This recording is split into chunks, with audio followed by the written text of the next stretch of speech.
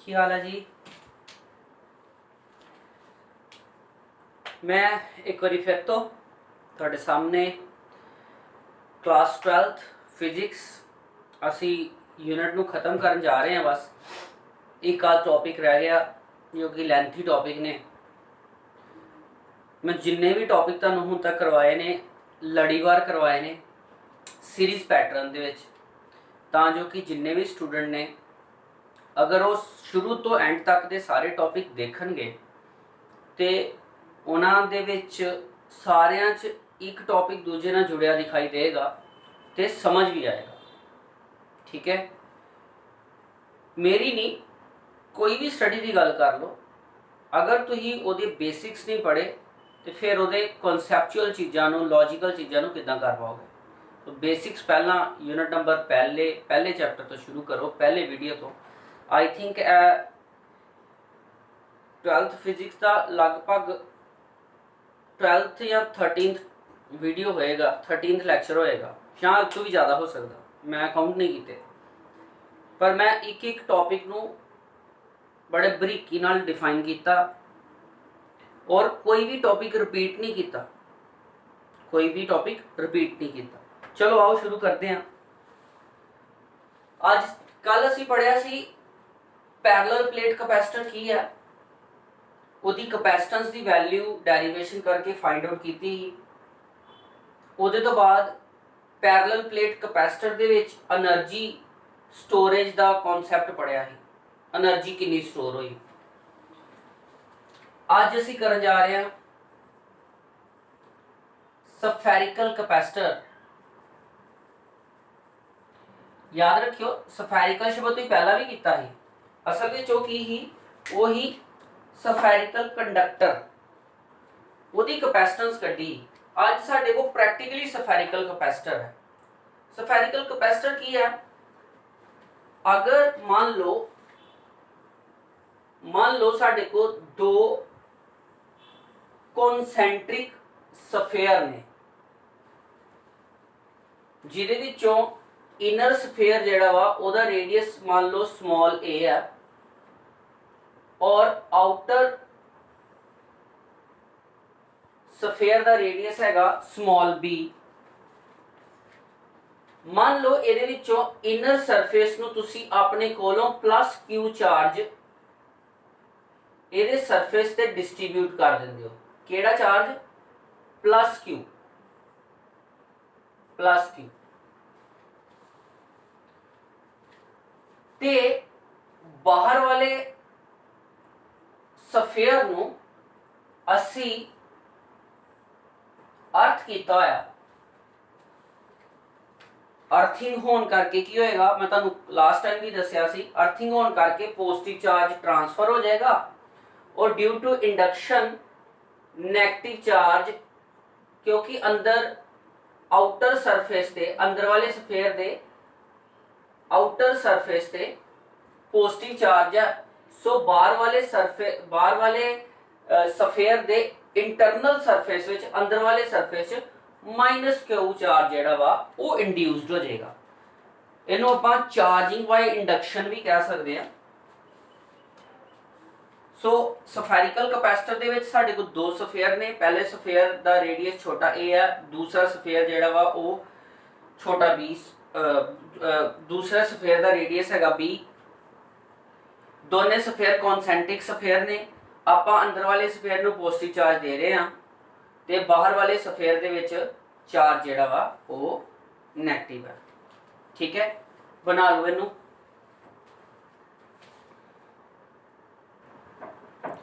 सो sphere अंदर वाला ਉਹਨੂੰ पॉजिटिव चार्ज ਦਿੱਤਾ, बाहर वाले सफेयर ਦੇ इंटरनल सरफेस ਦੇ ਉੱਤੇ ਆਪਣੇ ਆਪ ਹੀ इक्वल ते ऑपोजिट चार्ज जिहड़ा वा इंड्यूस हो गया और जो पॉजिटिव चार्ज सी ਉਹਨੂੰ ਅਸੀਂ ਆਪਾਂ ट्रांसफर करता, जिहदे करके सफेयर बी ਦਾ ਜਿਹੜਾ पोटेंशियल है वो 0 है। ਇਹ ਤੁਹਾਡਾ ਹੈਗਾ बी सफेयर और ਇਹ ਹੈਗਾ ਤੁਹਾਡਾ ए सफेयर। ठीक है, क्लियर। ਹੁਣ ਗੱਲ ਕਰਦੇ ਹਾਂ ਆਪਾਂ ਇਹਦੇ इलैक्ट्रिक फील्ड ਦੀ। ਹੁਣ देखो इलैक्ट्रिक फील्ड इनसाइड सफेयर ए, इलैक्ट्रिक फील्ड इनसाइड सफेयर ए ए दे अंदर ਇਹ ਜ਼ੀਰੋ ਹੋਏਗਾ। ਕਿਉਂ ਜ਼ੀਰੋ ਹੋਏਗਾ? ਕਿਉਂਕਿ ਆਪਾਂ ਗੌਸ ਥਿਊਰਮ ਪੜ੍ਹੀ ਹੀ, ਗੌਸ ਥਿਊਰਮ ਦੇ ਅਨੁਸਾਰ ਇਲੈਕਟ੍ਰਿਕ ਫੀਲਡ ਕਾਹਦੇ ਬਰਾਬਰ ਹੁੰਦਾ? q ਬਟਾ ਐਪਸਾਈਲਨ ਨॉट। और क्या ਸਫੇਅਰ A ਦੇ ਅੰਦਰ ਕੋਈ ਚਾਰਜ ਹੈ? ਬਿਲਕੁਲ ਨਹੀਂ, ਕਿਉਂਕਿ ਚਾਰਜ ਤੇ ਉਹਦੇ ਬਾਹਰ ਵਾਲੇ ਸਰਫੇਸ ਤੇ ਹੈ, ਅੰਦਰ ਤੇ ਕੋਈ ਨਹੀਂ ਹੈ। ਇਸ ਕਰਕੇ ਇਨਸਾਈਡ ਸਫੇਅਰ A ਇੱਥੇ ਇਲੈਕਟ੍ਰਿਕ ਫੀਲਡ ਜ਼ੀਰੋ ਹੋ ਗਿਆ। ਇਸੇ ਤਰ੍ਹਾਂ ਹੀ ਤੁਹਾਡੇ electric field outside B, outside B ਵੀ ਜ਼ੀਰੋ ਹੋਏਗਾ। ਉਹ ਕਿਸ ਤਰ੍ਹਾਂ ਜੀ? ਉਹ ਇਸ ਤਰ੍ਹਾਂ ਕਿ ਦੇਖੋ ਇੱਥੇ ਪੋਜ਼ਿਟਿਵ ਚਾਰਜ ਹੈ, ਇੱਥੇ ਨੈਗੇਟਿਵ ਚਾਰਜ ਹੈ, और पॉजिटिव ते negative charge plus Q minus Q की हो गया? जीरो, है ना। और अगर मान लो मैं outside electric field, outside sphere B दे उत्ते कोई भी गाउसियन सरफेस ड्रॉ करके ਇਹਦਾ इलैक्ट्रिक फील्ड ਕੱਢਣ ਜਾਵਾਂਗਾ ਤੇ ਇੱਥੇ ਫਾਰਮੂਲਾ ਗੌਸ ਥਿਊਰਮ ਦੇ ਅਨੁਸਾਰ ਇਲੈਕਟ੍ਰਿਕ ਫੀਲਡ ਕੱਢਣ ਦੇ ਲਈ ਤੁਹਾਡੇ ਕੋ ਆਏਗਾ q upon epsilon naught। ਕੀ ਆ ਜਾਏਗਾ? ਇਹੀ ਆਏਗਾ q ਬਟਾ epsilon naught। इलैक्ट्रिक फ्लक्स इतना निकलेगा ना, electric flux is equal to q बटा एप्सिलॉन नॉट। ते q बटा एप्सिलॉन नॉट मतलब q है, q ते है ही नहीं है, क्योंकि इस जगह दे उत्ते ए माइनस q प्लस q दे अंदर आन दिया। So plus q minus q equal to zero. So ना ते इलैक्ट्रिक फील्ड बाहर है, ना ही इलैक्ट्रिक फील्ड जेड़ा वा इनसाइड A है। Electric field is only present in between positive and negative दी स्फीयर। इलैक्ट्रिक फील्ड जेड़ा वा वो सिर्फ और सिर्फ प्रेजेंट है, present in between A and B. A ते बी स्फीयर दे विच ही इलैक्ट्रिक फील्ड जो है वो प्रेजेंट है। क्लियर होगी गल इत्थों तक?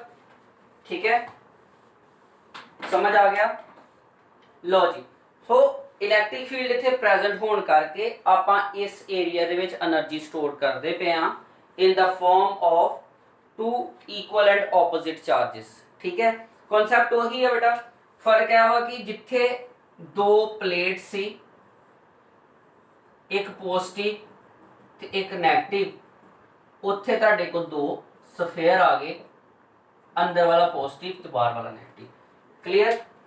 चलो, कॉन्सेप्ट वही लगना जो पहला आप करके आए हैं। सानू पता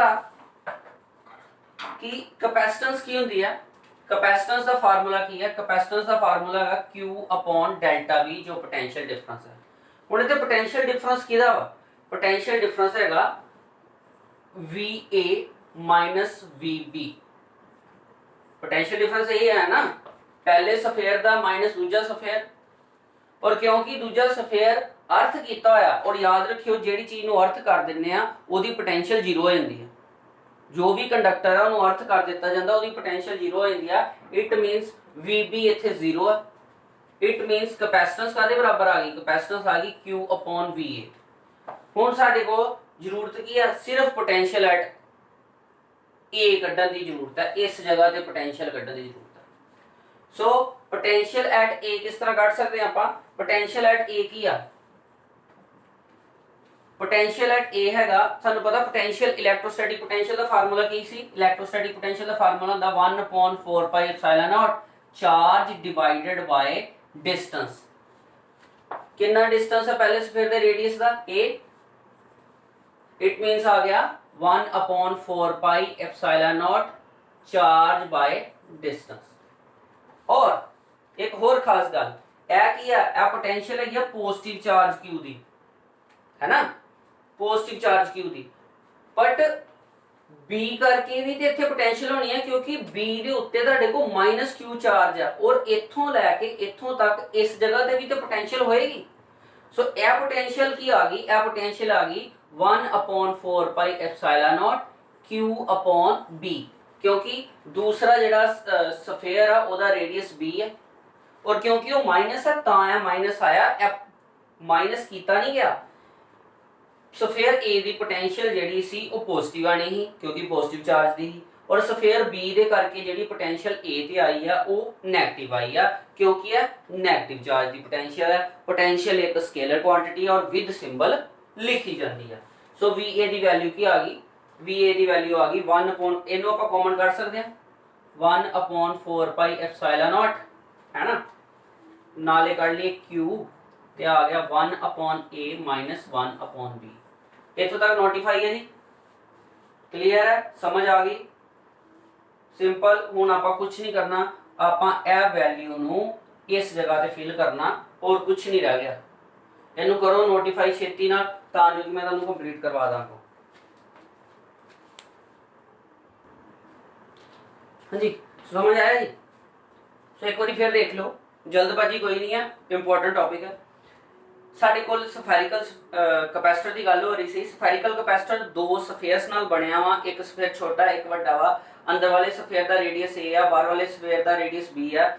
अंदर वाले सफेयर नू तुसी खुद चार्ज दिता प्लस क्यू, जो कि इनू चार्जिंग लई लगाया गया, सो चार्ज दिता गया। बाहर वाले सफेयर दे उत्ते इंटरनल सर्कल दे उत्ते एक इंड्यूस्ड नेगेटिव चार्ज आ गया और बाहर वाले सफेयर नू आपां की कीता होया, अर्थ कीता होया। अर्थ करन दे नाल पॉजिटिव चार्ज सारा अर्थ विच ट्रांसफर हो गया, जिदे करके क्योंकि अर्थिंग कीती है इस करके अर्थिंग करन करके पोटेंशियल एट बी जेडी आ वो जीरो आएगी। ए ध्यान रखियो, ठीक है? ए तुहाडा पॉइंट है। उस तो बाद आपां गल कीती कि इस हिसाब नाल हुण गल आंदी है इलैक्ट्रिक फील्ड पैदा होण दी। जे आप गल करिए इलैक्ट्रिक फील्ड स्फेयर ए दे अंदर बिल्कुल नहीं होएगा, क्योंकि स्फेयर ए दे अंदर कोई चार्ज नहीं है और गॉस थ्योरम के अनुसार Q बटा एप्सिलॉन नॉट का फार्मूला लगा के, क्योंकि Q ही जीरो है इस करके inside the sphere A charge zero हो गया। उसी तरह ही स्फेयर दोनों स्फेयर दे बाहर भी कोई इलैक्ट्रिक फील्ड नहीं है। क्यों? क्योंकि दोनों स्फेयर दे अंदर चार्ज हैगा -Q ते +Q रिस्पेक्टिव पहले स्फेयर और दूसरे स्फेयर थे। टोटल करिए तो भी जीरो हो जाता। इस करके आउटसाइड द स्फेयर बी भी कोई भी इलैक्ट्रिक फील्ड नहीं है। सो इलैक्ट्रिक फील्ड किथे रह गया? इलैक्ट्रिक फील्ड सिर्फ और सिर्फ प्रेजेंट है स्फेयर ए और बी दे विच। Electric field is only present in between sphere A and sphere B. So बाद विच आपां आए कि जी कैपेसिटेंस की हुंदी है? कैपेसिटेंस हुंदी है यानी जो चार्ज दिता तुसी पॉजिटिव प्लेट नो and divided by potential difference between the plates. हुण पोटेंशियल इथे प्लेट्स ते आनी है, इथे हैगा potential difference between the sphere. ए पोटेंशियल आ गई VA, इथे पोटेंशियल आ गई VB, इस करके इथे लिखता VA - VB। हुण ओदे तो बाद ए गल कीती गई कि क्योंकि साडे कोल B स्फेयर नु अर्थ कर दिता गया, इस करके VB दी वैल्यू 0 होगी, क्योंकि जेडी चीज नु अर्थ कर दिता जांदा ओदी पोटेंशियल 0 हो जांदी है। लेट इस करके तुहाडा VB जेड़ा इथे 0 आ गया। सो मैं इथे लिखण दी कष्ट नहीं कीता, सीधा लिखता Q/VA। हुण वारी आंदी है तुहाडे को VA दी वैल्यू कढण दी। Potential at A, potential at A की आएगा? इथे देखो दोनों चार्जां करके इथे पोटेंशियल आनी है। सो चार्ज दी पोटेंशियल दा फार्मूला हुंदा 1/4πε0 Q divided by the distance, distance यानी कि रेडियस। सो पहले स्फेयर दे खुद दे चार्ज करके आ गया तुहाडे को एदा अपना रेडियस 1/4πε0 Q बाय A, एदा रेडियस है। माइनस इस करके लगा क्योंकि साडे को दूसरा चार्ज माइनस था, इस करके अगर प्लस होंदा तो इथे भी प्लस आ जाना। 1/4πε0 Q बाय B। हुण कॉमन चीजां कट्टियां बाहर ते तुहाडे को रह गया 1/A - 1/B। हुण करन की जा रहे हैं? हुण आपां इत्थे वैल्यू पर जा रहे हैं, इस जगह दे उत्ते भरिए, भर दिए। चलो आप क्या आ गया तुहाडे कोल? Capacitance is equal to Q 1/4πε0 Q 1/A - 1/B। ठीक, तुसी परा हो जाओ जरा, ठीक है जी, बाहर जाओ। Q ना Q कटिया गया, कैपेसिटेंस काले बराबर आ गई। अब 1/4πε0 है, 4πε0 ऊपर चला गया, ठीक है। और इत्थे तुहाडा निकलिया एलसीएम, ते एलसीएम निकलिया ते आ जानी वैल्यू AB। इत्थे करना चाहो तो इत्थे कर लो, चलो एक स्टेप कर ही लो।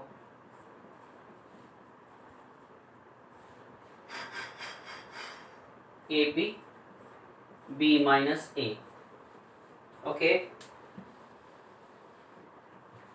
ए वैल्यूज ऊपर चल गई, कैपेसिटेंस काले बराबर आ गई 4πε0 into AB divided by B - A। Capacitance of spherical capacitor which has two concentric sphere। दो concentric sphere है, उदी कैपेसिटेंस का फार्मूला तुहाडे कोल निकल के आया है, जिहदे विच इत्थों आ गल क्लीयर हुंदी है कि ਜਿਹੜਾ ਸਾਡਾ ਸਫੈਰਿਕਲ ਕਪੈਸਿਟਰ ਹੈ ਉਹਦੀ ਕਪੈਸਿਟੈਂਸ ਕਦੋਂ ਜ਼ਿਆਦਾ ਹੋਏਗੀ, ਜਦੋਂ ਸਾਡੇ ਸਫੇਅਰ ਵੱਡੇ ਹੋਣਗੇ। ਔਰ ਹੋਰ ਗੱਲ B ਮਾਈਨਸ A ਦਾ ਮਤਲਬ ਹੈ ਦੋਨਾਂ ਸਫੇਅਰਸ ਦੇ ਵਿੱਚ ਜਿਹੜਾ ਡਿਫਰੈਂਸ ਹੈ ਉਹ ਘੱਟ ਹੋਏਗਾ, ਯਾਨੀ ਕਿ ਸਫੇਅਰ ਵੀ ਵੱਡੇ ਹੋਣ, ਸਫੇਅਰ ਵੀ ਵੱਡੇ ਹੋਣ ਔਰ ਇਹਨਾਂ ਦੇ ਵਿਚਕਾਰ ਜਿਹੜਾ ਡਿਫਰੈਂਸ ਹੈ ਉਹ ਸੌਰੀ ਉਤਾਰਨਾ ਹੀ, ਚਲੋ ਕਿੱਥੇ ਸਮਝਾ ਦਾਂ ਫਿਰ ਮੈਂ, यानी कि ਇਹ ਸਫੇਅਰ ਵੀ ਵੱਡੇ ਹੋਣ ਔਰ ਇਹਨਾਂ ਦੇ ਵਿਚਕਾਰ ਜਿਹੜਾ ਡਿਸਟੈਂਸ ਹੈਗਾ ਉਹ ਵੀ ਘੱਟ ਹੋਏ ਤੇ ਆਪਾਂ ਸਫੈਰਿਕਲ ਕਪੈਸਿਟਰ ਦੀ ਕਪੈਸਿਟੈਂਸ ਨੂੰ ਵੱਡਾ ਮੰਨ ਸਕਦੇ ਹਾਂ। ਠੀਕ ਹੈ, ਸੋ ਇਹ ਜਿਹੜਾ ਲਾਸਟ ਵਿੱਚ ਕਰਵਾਈ ਗਈ ਚੀਜ਼ ਹੈ ਇਹਨੂੰ ਨੋਟ ਕਰੋ। ਹੋਪ ਸੋ ਕੀ ਚੀਜ਼ ਤੁਹਾਨੂੰ ਸਮਝ ਆ ਗਈ ਹੋਏ। ਇਹਦੇ ਨਾਲ ਹੀ ਤੁਹਾਡਾ ਸਫੈਰਿਕਲ ਕਪੈਸਿਟਰ ਵੀ ਇੱਥੇ ਖਤਮ ਕਰਦੇ ਹਾਂ। ਅੱਜ ਦਾ ਸਾਡਾ ਜਿਹੜਾ ਟੌਪਿਕ ਸੀ ਉਹ ਹੈਗਾ ਸੀ ਕਪੈਸਿਟੈਂਸ ਦੇ ਰਿਗਾਰਡਿੰਗ, ਜਿਹਦੇ ਵਿੱਚ ਆਪਾਂ ਦੇਖੋ ਇਹ ਚੈਪਟਰ ਹੀ ਸ਼ੁਰੂ ਹੋਇਆ ਸੀ ਕਪੈਸਿਟੈਂਸ ਕੀ ਆ, ਉਸ ਤੋਂ ਬਾਅਦ ਪੜਿਆ ਸੀ ਕਿ ਕਪੈਸਿਟਰ ਕੀ ਹੁੰਦਾ, ਕਪੈਸਿਟਰ ਨੂੰ ਕਿਉਂ ਯੂਜ਼ ਕੀਤਾ ਜਾਂਦਾ, ਕੀ ਫਾਇਦੇ ਆ, ਇਹਦਾ ਇੱਕ ਫੰਡਾਮੈਂਟਲ ਜਿਹਾ ਟੌਪਿਕ ਹੀ ਕਪੈਸਿਟਰ ਦਾ। ਫਿਰ ਆਪਾਂ ਆਏ ਦੂਸਰੇ ਲੈਕਚਰ 'ਚ ਜਿਹਦੇ ਵਿੱਚ ਆਪਾਂ ਕਪੈਸਿਟਰ ਵਿੱਚ ਇੰਨਾ ਚਾਰਜ ਕਿੱਦਾਂ ਸਟੋਰ ਹੁੰਦਾ, ਪੈਰਲਲ ਪਲੇਟ ਕਪੈਸਿਟਰ ਕੀ ਆ ਔਰ એનર્ਜੀ ਕਿਸ ਤਰ੍ਹਾਂ ਸਟੋਰ ਹੁੰਦੀ ਆ ਉਹ ਪੜਿਆ। ਅੱਜ ਦਾ ਤੀਸਰਾ ਟੌਪਿਕ ਸੀ ਸਫੈਰਿਕਲ ਕਪੈਸਿਟਰ ਜਿਹੜਾ ਵਾ ਉਹਦੀ ਕਪੈਸਿਟੈਂਸ ਤੁਸੀਂ ਕਿੱਦਾਂ ਕੱਢ ਸਕਦੇ ਹੋ ਔਰ ਉਹਨੂੰ ਆਪਾਂ ਬੜਾ ਹੀ ਬਰੀਕੀ ਨਾਲ ਸਮਝਣ ਦੀ ਕੋਸ਼ਿਸ਼ ਕੀਤੀ ਹੈ। ਹੁਣ ਇਹਦੇ ਤੋਂ ਬਾਅਦ ਤੁਹਾਡੇ ਕੋਲ ਕੀ ਆਂਦਾ ਵਾ, ਇਸ ਤੋਂ ਬਾਅਦ ਬੇਟਾ ਸਿਲੰਡਰੀਕਲ ਕਪੈਸਿਟਰ ਹੈ, ਪਰ ਸਿਲੰਡਰੀਕਲ ਕਪੈਸਿਟਰ ਤੁਹਾਡੇ ਸਿਲੇਬਸ ਵਿੱਚ ਨਹੀਂ ਆ। ਠੀਕ ਹੈ, ਫਿਰ ਵੀ ਅਗਰ ਤੁਸੀਂ ਕਹੋਗੇ ਤੇ ਮੈਂ ਤੁਹਾਨੂੰ ਉਹਨੂੰ ਜ਼ਰੂਰ ਕਰਵਾ ਦਾਂਗਾ, ਕਿਉਂਕਿ ਟਾਈਮ ਜਿਹੜਾ ਵਾ ਸਾਡੇ ਲਈ ਕ੍ਰੂਸ਼ਲ ਹੈ, ਅਬ ਕੰਮ ਬਹੁਤ ਕਰਨ ਵਾਲਾ ਵਾ। ਠੀਕ ਹੈ, ਹੁਣ ਇਹਦਾ ਇੱਕ ਲਾਸਟ ਲੈਕਚਰ ਲੱਗੇਗਾ ਥਿਉਰੀ ਦਾ, ਜੋ ਕਿ ਕਨਸੈਪਚੁਅਲ ਟੌਪਿਕ ਦਾ ਹੋਏਗਾ। ਉਹਦੇ ਨਾਲ ਹੀ ਆਪਾਂ ਪਹਿਲਾ ਯੂਨਿਟ ਜਿਹੜਾ ਵਾ ਉਹ ਖਤਮ ਕਰ ਜਾਵਾਂਗੇ। ਅੱਜ ਸਾਡਾ ਕ੍ਰਾਈਟੇਰੀਆ ਇੰਨਾ ਹੀ ਆ, ਇਹ ਤੋਂ ਕੁਝ ਖਾਸ ਨਹੀਂ ਆ। ਅਗਰ ਕਿਸੇ ਨੂੰ ਕੋਈ ਚੀਜ਼ ਨਹੀਂ ਪਤਾ ਚੱਲੀ ਤੇ ਉਹ ਮੇਰੇ ਕੋਲੋਂ ਪੁੱਛ ਲਓ। ਇਹਨੂੰ ਪਹਿਲਾਂ ਨੋਟੀਫਾਈ ਕਰੋ, ਫਿਰ ਮੈਂ ਤੁਹਾਨੂੰ ਇੱਕ ਤਰੀਕਾ ਦੱਸਾਂਗਾ ਕਿ ਤੁਸੀਂ ਇਹਨੂੰ ਕੀ ਫੋਲੋ ਕਰਕੇ ਕੰਪਲੀਟ ਕਰ ਸਕਦੇ ਹੋ ਚੈਪਟਰ ਨੂੰ।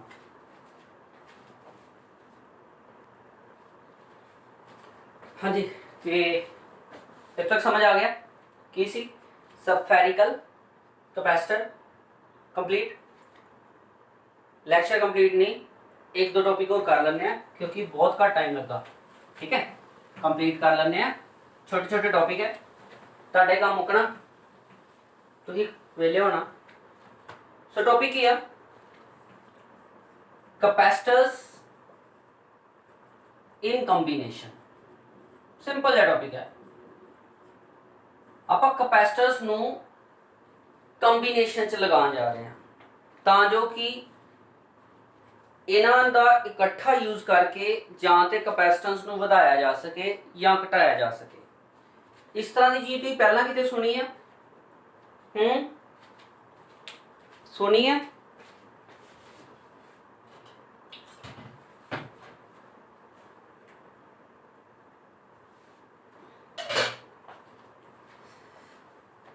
ਹਾਂਜੀ, ਰੈਜ਼ਿਸਟੈਂਸ ਦੇ ਵਿੱਚ ਯਾਦ ਹੈ ਉੱਥੇ ਵੀ ਤੁਸੀਂ ਕੀਤਾ ਸੀ resistance in series and parallel, ਇੱਥੇ ਵੀ ਆਪਾਂ ਕਰਨ ਜਾ ਰਹੇ ਹਾਂ capacitor in series and parallel.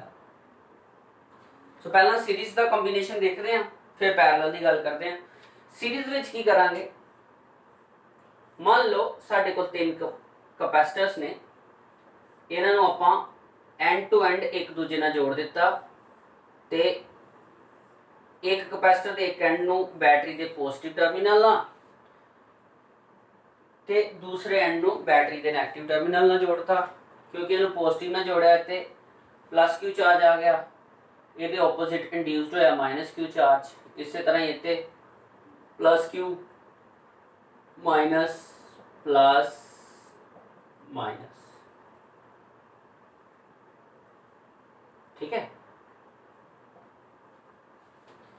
तो पोटेंशियल की है बैटरी का, पोटेंशियल हैगा V। क्लियर। और आपां की करने सीरीज से जोड़ते पे आपां जदों भी कैपेसिटर नूं सीरीज से जोड़िया ते असी इस जोड़ दी, जोड़ मतलब कि इस कंबीनेशन दी टोटल कैपेसिटेंस कढ़नी है। ठीक है, की करना, टोटल कैपेसिटेंस कढ़नी है इस चीज की। देखो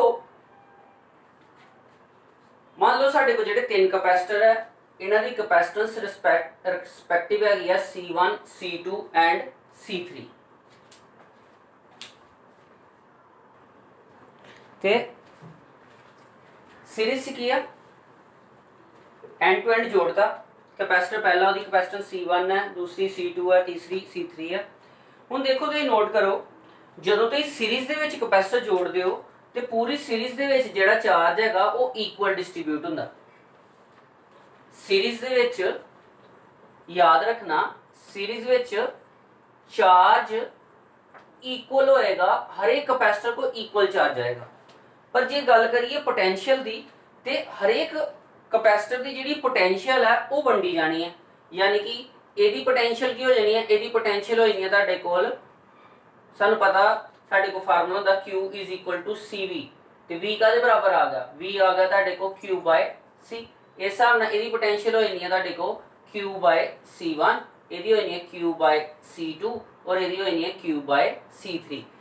सो ਇਹ चीज याद रखियो कि सीरीज ਦੇ ਵਿੱਚ ਜਿਹੜੀ पोटेंशियल है वो डिफरेंट ਹੁੰਦੀ है पोटेंशियल इज डिफरेंट ठीक। सो ईच कैपेसिटर ਦੀ ਜਿਹੜੀ पोटेंशियल है ਸਾਡੇ ਕੋਲ ਉਹ ਕੀ ਆ ਗਈ पोटेंशियल पहले कैपेसिटर ਦੀ ਆ ਗਈ ਤੁਹਾਡੇ को Q बाय C1 दूजे ਦੀ आ गई Q बाय C2 और तीसरे ਦੀ आ गई Q बाय C3। अगर मान लो आप इन्हां दी इक्विवेलेंट पोटेंशियल कढनी है अगर आपां ਇਹ ਚਾਹੁੰਦੇ ਆ कि इक्विवेलेंट कैपेसिटेंस की है ਤਿੰਨਾਂ ਦੀ ਤਿੰਨਾਂ कैपेसिटर्स ਨੂੰ अगर ਇਕੱਠਾ ਮਿਲਾ ਦਈਏ ਤੇ ਉਹਦੀ इक्विवेलेंट कैपेसिटेंस की होएगी। ਇਹ ਤਾਂ ਤੁਹਾਨੂੰ ਪਤਾ ਹੀ ਹੈ कि बैटरी सेम ही रहेगी V पोटेंशियल देंदी है कैपेसिटर ਜਿਹੜਾ ਵਾ ਉਹਦੀ ਆਪਾਂ इक्विवेलेंट क्योंकि ਆਪਾਂ सीरीज ਦੇ ਵਿੱਚ ਲਗਾਇਆ ਵਾ ਇਹਨੂੰ ਕੰਬੀਨੇਸ਼ਨ ਨੂੰ ਤੇ ਮੈਂ कहता इक्विवेलेंट कैपेसिटेंस ਹੈਗੀ ਤੁਹਾਡੇ ਕੋ CS ठीक है ਤੇ ਕਿਉਂਕਿ ਚਾਰਜ ਜਿਹੜਾ ਇਹਦੇ ਕੋ ਜਾ ਰਿਹਾ ਵਾ ਉਹ ਉਹੀ ਚਾਰਜ ਹੈ ਜੋ ਕਿ ਤਿੰਨਾਂ ਨੂੰ ਮਿਲੇ ਕਰਦਾ ਕਿਉਂਕਿ ਇਕੁਅਲ ਚਾਰਜ ਹੀ ਜਾ ਰਿਹਾ ਯਾਨੀ ਕਿ Q। ਸੋ ਸਾਡੇ ਕੋਲ इक्विवेलेंट कैपेसिटेंस ਕੱਢਣ ਵਾਸਤੇ ਫਾਰਮੂਲਾ ਆ ਗਿਆ total potential is divided into V1 V2 plus V3 ਤਿੰਨਾਂ ਦਾ इक्विवेलेंट जेडी पोटेंशियल है वो अगर इक्विवेलेंट कैपेसिटेंस तो कड्डी जाए तो क्या आना है आना देखो Q अपॉन CS V1 की value Q upon C1 Q upon C2 Q upon C3 अगर कॉमन कड्डिए इत्थे तुहाडे को Q कॉमन निकल जाता ठीक है और इत्थे की बच गया 1 1 1 Q ना Q गया तुहाडे कोल कैपेसिटेंस इन सीरीज का फॉर्मूला आ गया 1 upon C1 plus 1 upon C2 plus 1 upon C3। ਇਹਦਾ मतलब यह होया कि एक फार्मूला तुसी किते देखिया लगदा यह फार्मूला तुसी रेजिस्टेंस च देखिया ही जदों रेजिस्टेंस नू सीरीज विच लगाया जांदा उस वेले भी यह फार्मूला जेड़ा वा तुहाडे कोल इस कंबीनेशन दा आंदा ठीक है resistance in series they which okay कीता ना जी। पर याद रखियो अगर तुसी इक्विवेलेंट कैपेसिटेंस कढनी होए इहदे जो वैल्यू पास आउट करा के देख लो। मान लो साडे को कैपेसिटर है जिहदी कैपेसिटेंस हैगी है 2 माइक्रोफैरड 3 माइक्रोफैरड लेट 5 माइक्रोफैरड या सेम ही कर दिंदे क्योंकि आपां तो सिर्फ एक वैल्यू प्रोसीड करनी है 2 2 2 ठीक है। फिर तुहाडे को सीरीज के कंबीनेशन की कैपेसिटेंस की आ जाएगी वो आ जाएगी 1/2 प्लस 1/2 प्लस 1/2 इट मीनस आ गई तुहाडे को 3/2 और सीरीज की कैपेसिटेंस आ गई 2/3। इत्थों यह गल क्लीयर होंदी है कि जदों भी कैपेसिटर्स नू पैरेलल लगाया जांदा वा ते कैपेसिटेंस डिक्रीज कर जांदी है और यह कैपेसिटेंस दा फार्मूला इन सीरीज ओपोजिट हैगा वा रेजिस्टेंस दे फार्मूले पैरेलल दे फार्मूले नाल मेल खांदा वा जां हम कह लो कि रेजिस्टेंस इन पैरेलल दा जो फार्मूला सी कैपेसिटेंस इन सीरीज दा फार्मूला वा यानी कि कैपेसिटेंस ते रेजिस्टेंस एक दूजे नू अपोज करदियां पईयां इत्थे जस्ट फार्मूले एक दूजे नाल दा कोई खास लेना नहीं है। इतना गल समझ आ गई इत्थों तक ठीक है। एक होर तुहानूं शॉर्टकट पॉइंट दस देना कि अगर मान लो साडे को दो कैपेसिटर हुंदे ते ओदी इक्विवेलेंट कैपेसिटेंस पता करनी हुंदी सीरीज दे विच ते ओदा शॉर्टकट फार्मूला की हैगा, ओदा शॉर्टकट फार्मूला हैगा पहला कैपेसिटर जमा गुना दूसरा कैपेसिटर C1 प्लस C2। अब बनया कित्थों आ, अब बनया इत्थों ही आ 1 प्लस C2, इत्थों ए वैल्यू उधर चले जाएगी C2 C1 upon C1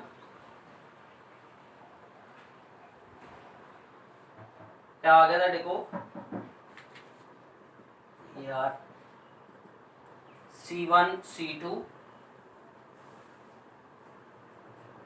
1 upon CS जो रेसिप्रोकल करोगे वैल्यू ऊपर चल जाएगी। सो ए फार्मूला तुसी सीधा यूज कर सकते हो सीरीज के कंबीनेशन च, ठीक है, क्योंकि यह सौखा ही टॉपिक है इस करके मैं थोड़ा तेज करवा रहा तां जो कि तुसी समझो छेती नाल तुहाडा भी टाइम बच जाए और तुसी ज़्यादा तो ज़्यादा कर सको।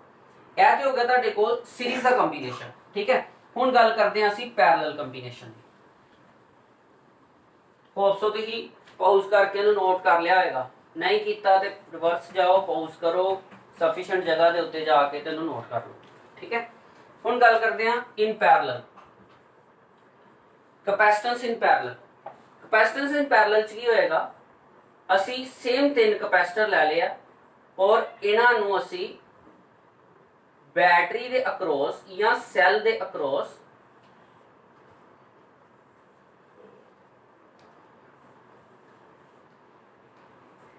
पैरेलल लगाता।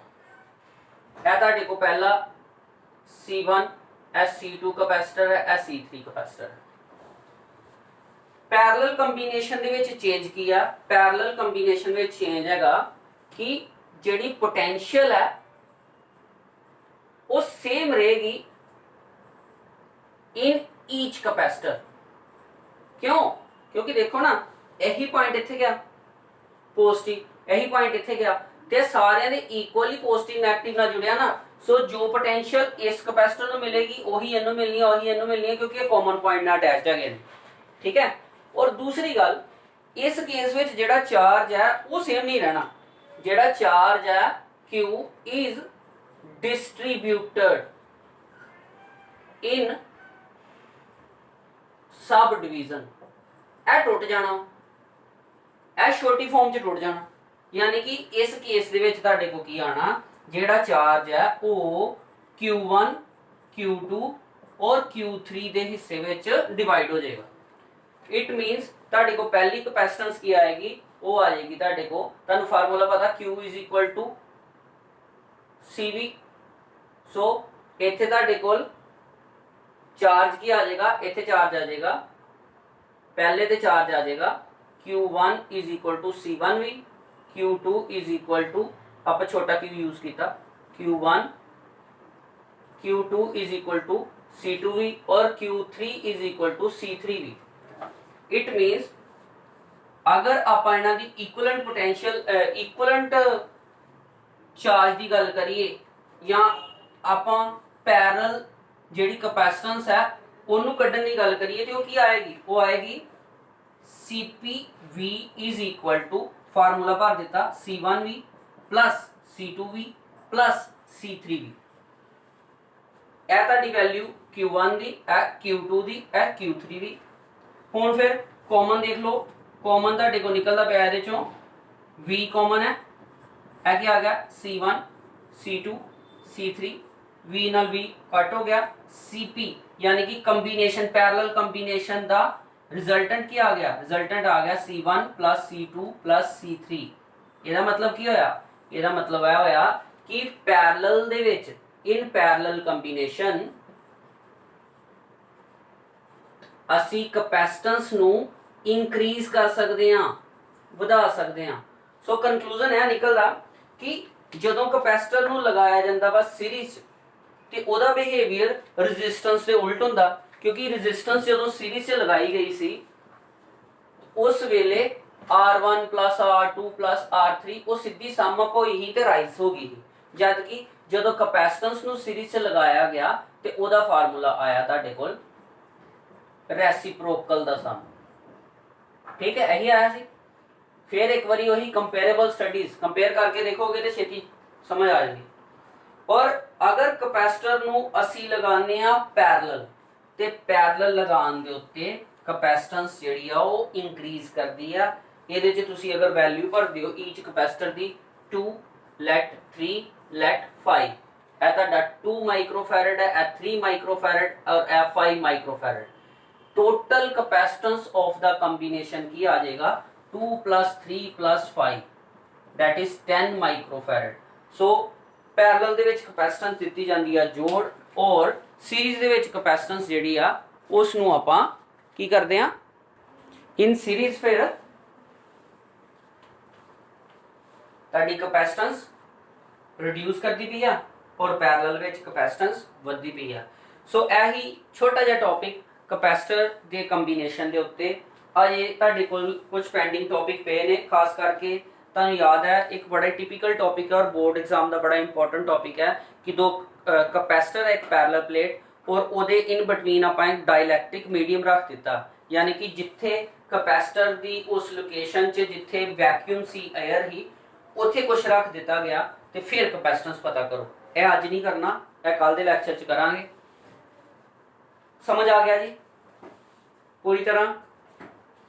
अगर कोई भी चीज़ पता ना चली होए ते जेड़े ग्रुप चलता पाया वा उहदे विच तुसीं मैसेज करो। काफ़ी स्टूडेंट है वधिया करते पे ने, आलमोस्ट सारे स्टूडेंट्स से मैं नोट्स देख लिया, वधिया नोट्स भी तुहाडे वधिया बने दे ने, पर कोशिश करो कि बुक तो ज़्यादा क्वेश्चन लिया करो, ज़्यादा तो ज़्यादा क्वेश्चन पूछा करो, ठीक है। कुछ डाउट्स आए सी उन्होंने मैं आज नहीं लिया, वो मैं फिर चैप्टर के एंड विच ही डाउट सारे इकट्ठे करके उसका अलग वीडियो बना देंगा। उहदे नाल की होएगा कि चीज़ समझ भी आ जाएगी तो कवर भी हो जाएगी, ठीक है। सो इहदे नाल ही मैं आज का लैक्चर इत्थे खत्म करदा।